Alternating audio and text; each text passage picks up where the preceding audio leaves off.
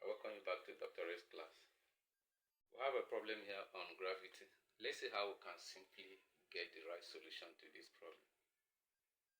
If the Earth suddenly shrinks to half of its present size, then the acceleration due to gravity G will be dash. A is G over 2, B G over 4, C 2G, and D 4G.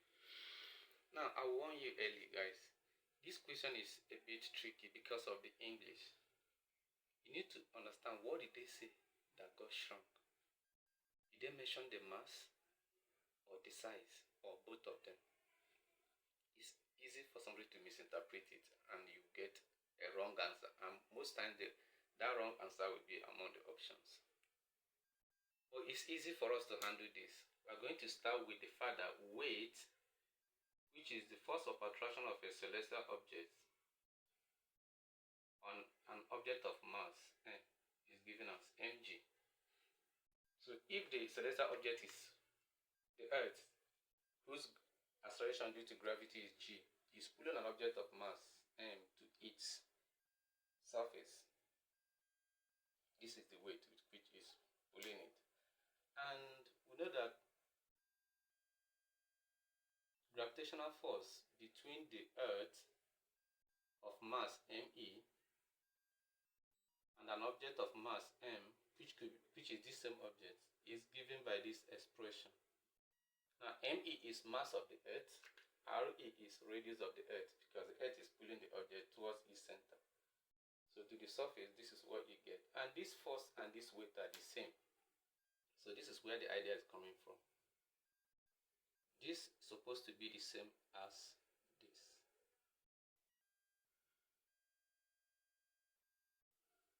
So this m will cancel this m. You see that acceleration due to gravity is universal gravitational constant, capital G, multiplied by mass of the Earth over radius of the Earth squared. Theoretically, this can be used to confirm the value of G, and that's where we are. Presently, this can be used to find acceleration due to gravity of the Earth. Now the question has said, if the Earth suddenly shrinks to half of its size, it did not mention mass.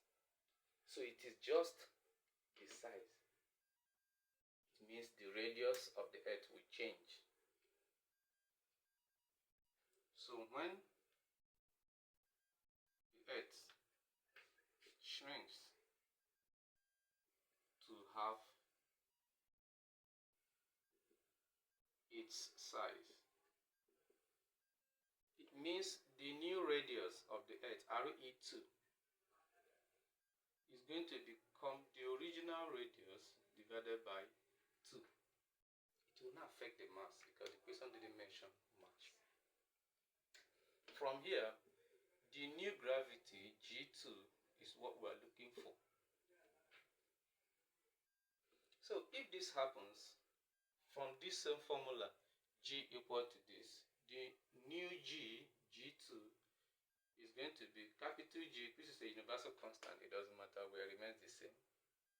The mass of the Earth, nothing was said about it, so it remains the same, divided by radius of the Earth, the new one, squared. And this will be this over, remember, the new radius is the original radius divided by 2. So it will be the original radius over 2 squared.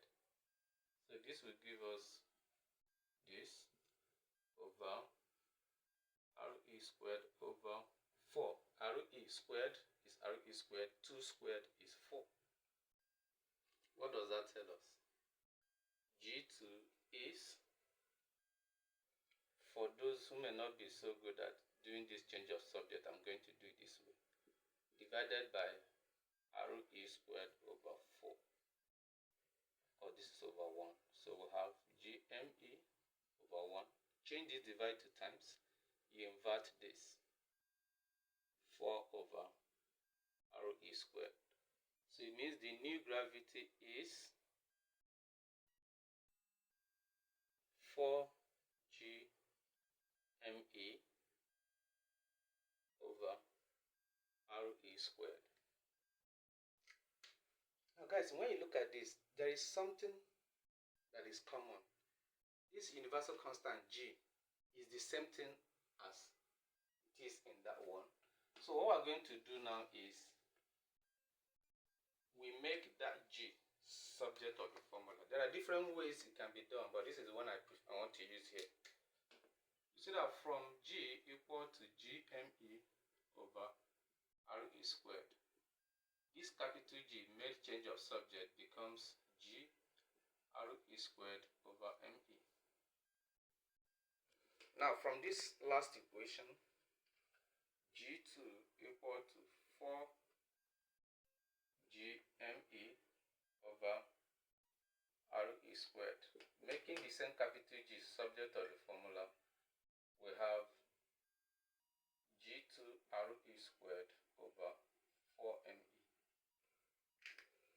I got this G from the first one, got the same G for the second one, so it's the same capital G. Since they are equal, it means this one should be equal to this, since this G and this G are the same.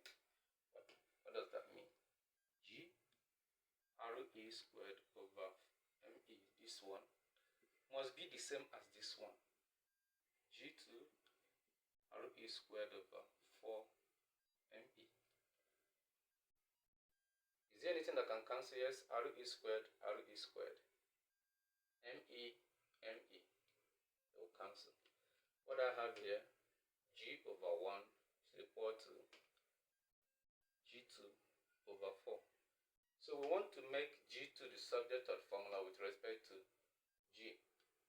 So therefore, G2 is equal to 4G. And this is the answer. From what we've gotten, you go to the options. The correct option is option D. Of course, guys, the way I made my change of subject here, another person can solve it without doing this. But I prefer to do this because it's easier for learners to see that from here I can make this capital G the subject, and the same capital G appeared here, I make it the same subject as well. So the same G represented by two equations, I say they must be equal for this expression to be true. Then from there you can get this. If your teacher uses another method, it's equally acceptable. Okay, so the most important thing is understand how to do your division, multiplication, change of subject, and the leading formula, which is force of gravity between a celestial object and another object, and how you can get gravity from it. From there, just compare. Thank you.